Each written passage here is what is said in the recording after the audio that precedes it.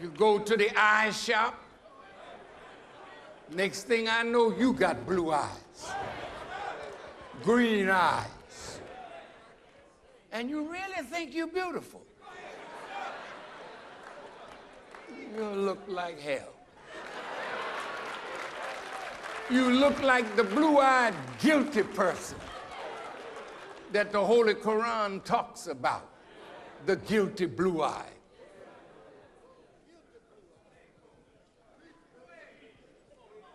You're so ashamed of yourself. See, you've been ruined. You don't know Christ.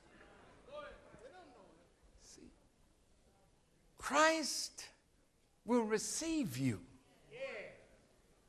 as you are. Not wickedly as you are, but color-wise as you are. You ain't got to fake it. I know. The Koreans got hair for us. And I don't mind. I don't mind. Because we once had hair like that. So you're only trying to get back what rightly belongs to you. But take better care of your hair. And it'll get prettier and prettier and prettier. But now you go put that wig on or that hair, and the next thing you know, your hair's falling out. So now you gotta wear a wig because you bald as hell up under there.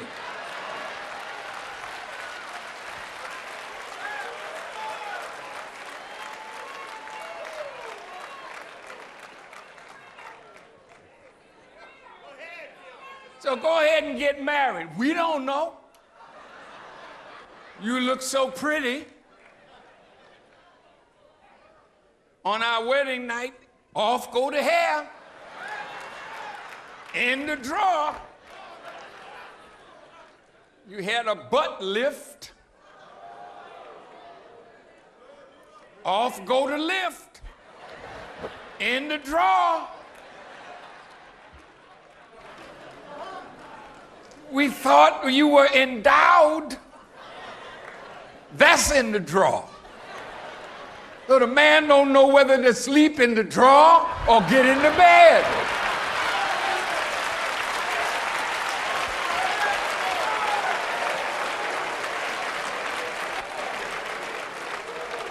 Now,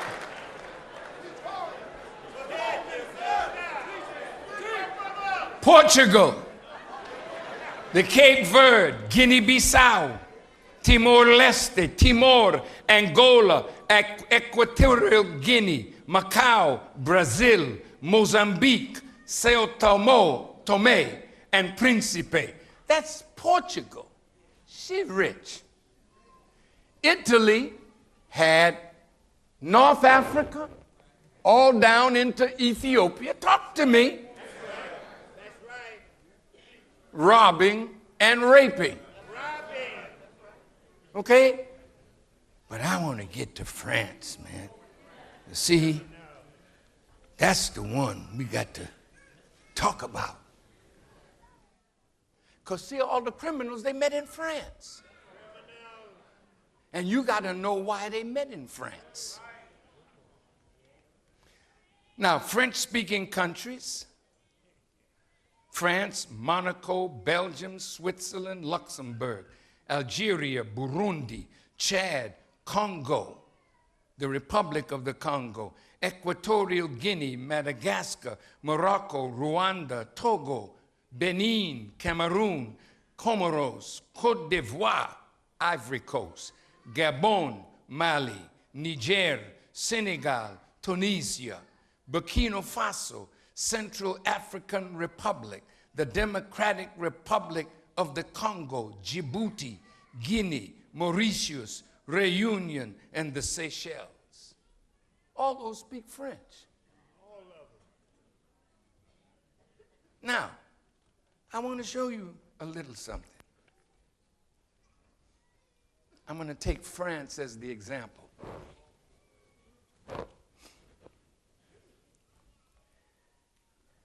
Here's a man, Mawuna Remark Kutonin, who's writing an article, 14 African countries forced by France to pay a colonial tax.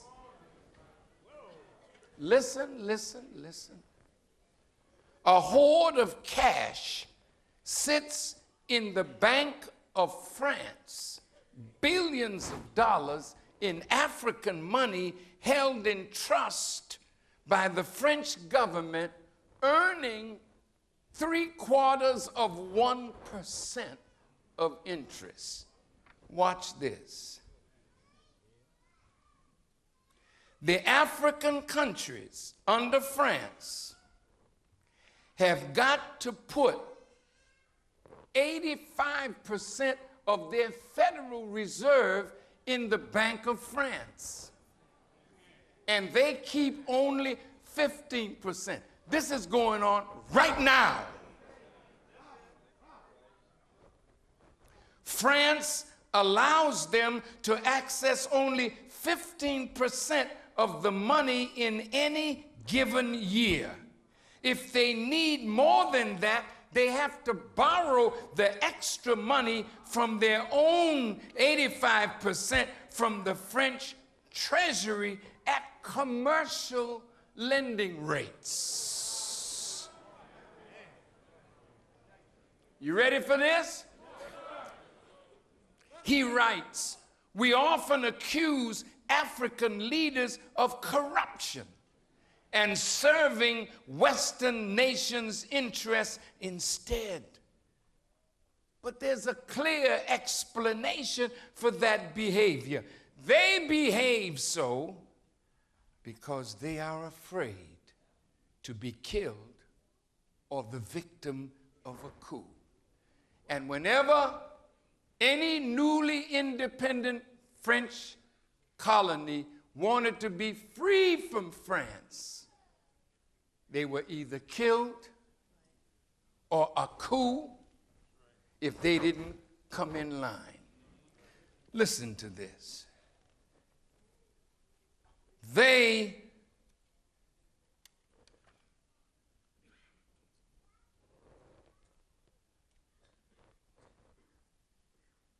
Every utility in the French colony is owned by France. And if they discover some natural product or raw material that is of value, France has the first right of refusal. And if France says, I don't want it, then the French country can sell it to somebody else. In every country that once was colonized by France, they have a base there with French troops. And they send black men to France to learn how to be military, but they become traitors because they live lavishly, and the presidents of these countries live lavishly in order to allow France to continue to suck the blood of those countries. Are you listening to me? Former French President Jacques Chirac said, quote, we have to be honest and acknowledge that a big part of the money in our banks come precisely from the exploitation of the African continent.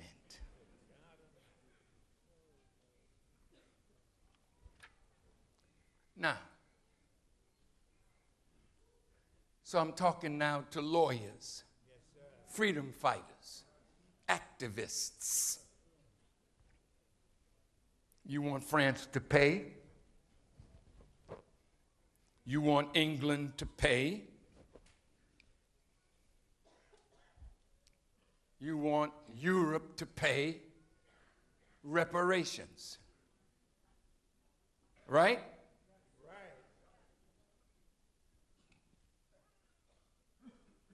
Ooh, this is tough. So what are you going to do? They went to the UN. They presented a great case. You went down to South Africa. You presented a great case. America walked out. They will not admit that slavery was a crime against humanity. Why won't you admit it, America? Because you never saw us as human beings when you enslaved us. Ask them now,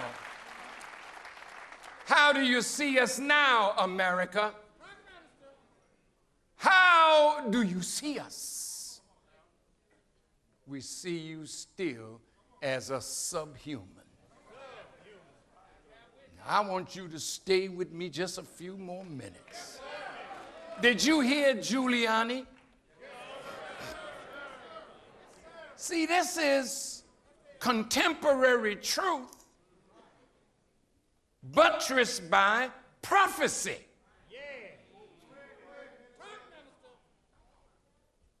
Giuliani says,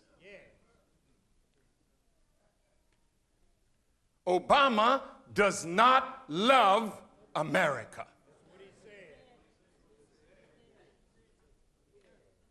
And instead of apologizing, they say he doubled down, he tripled down. He said, I'm not taking this back. He didn't grow up like we grew up. How did you grow up, Giuliani? A privileged cracker?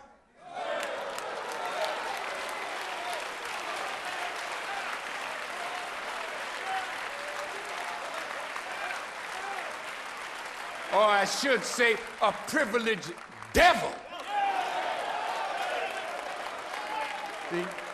You grew up on the sweat and the blood of black men and women who made America before your fathers got here. All of you Europeans, you recent immigrants that have found a home in America, and you are so happy, but you're walking on our blood. Our blood soaks the soil of America. We fought in the War of Independence from Britain. The first man to lay down his life for freedom he never enjoyed was a black man named Crispus Attucks. We fought on the side of the North and the South in the Civil War.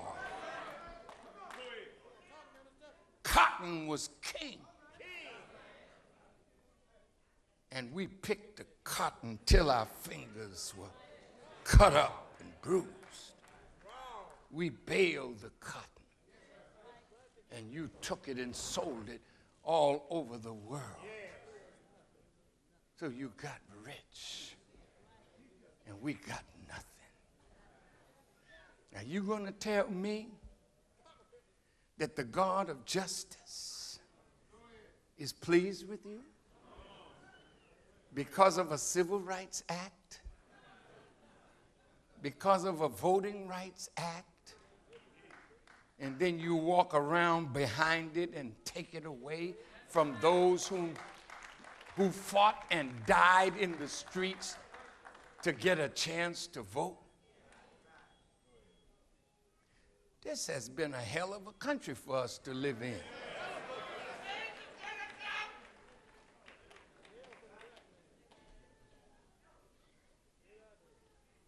Come home with your uniform on and die under the lynch's rope. You made it from Korea. You made it from Vietnam and died in Georgia on the road.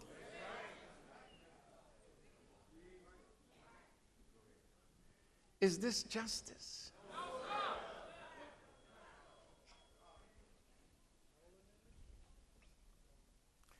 Listen to what Elijah Muhammad said, and then we can wrap this up.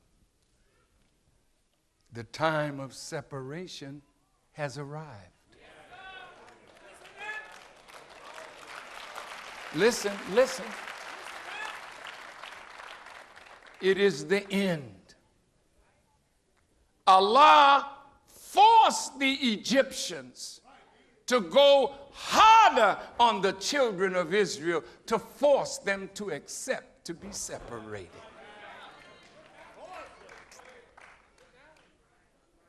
White folks are going to go harder on us because you don't want to leave. You don't want a land of your own. You don't want a nation of your own, though you paid for this one. Well, don't be surprised. God said he takes the kingdom from whom he pleases, and he gives it to whom he pleases. Now listen to this. Elijah Muhammad said, you are afraid of the white people.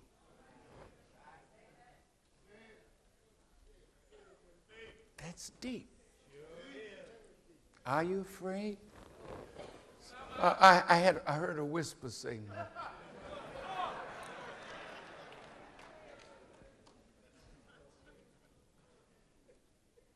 Elijah Muhammad said, the more humble you act to him, the more evil he does. Being peaceful does not bring peace from them.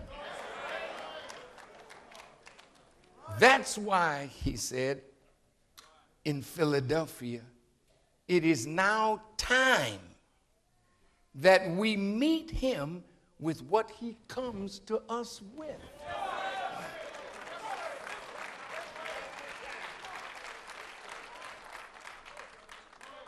See?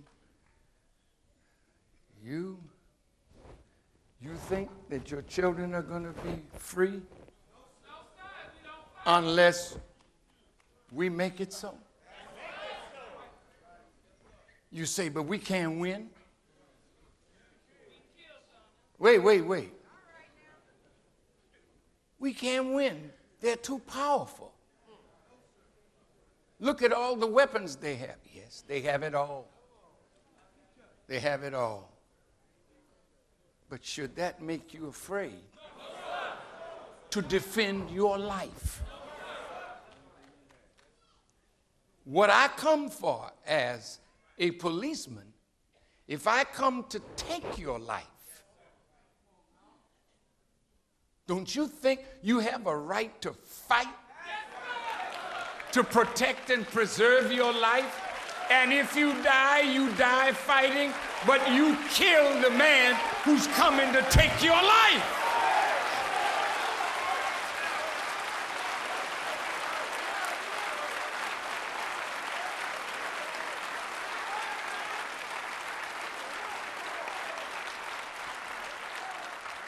Look. Listen to what he said. As Isaiah the prophet said, truth has failed. Whoa. Stop, Mr. Muhammad. Truth has failed. So what are you going to do when truth has failed to erase falsehood? Now, when a liar meets the truth is like light. The lie and falsehood is like darkness, so light vanishes falsehood. But when your truth has no power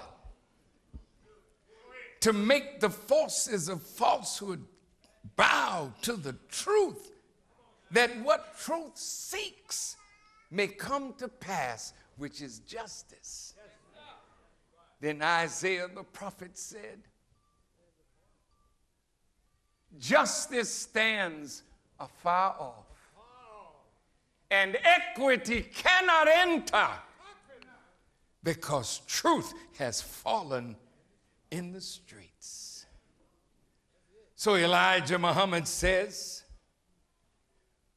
then if truth has failed to erase falsehood, then you must resort to something more effective. That's right. That's right.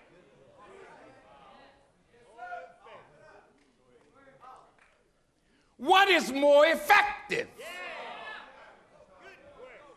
He said, you must resort to physical force. Force it away, fight it away, destroy and get rid of it, because it is not persuaded by truth to do that which truth is asking. Now that's rough. That's rough. Now I'm going to show you, with Allah's help, why we've come to that point. Some of the brothers and sisters from Ferguson are here, and we honor them.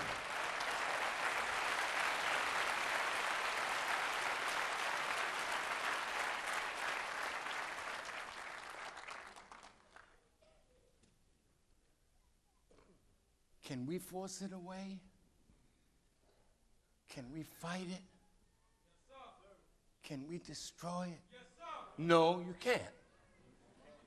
You can fight it,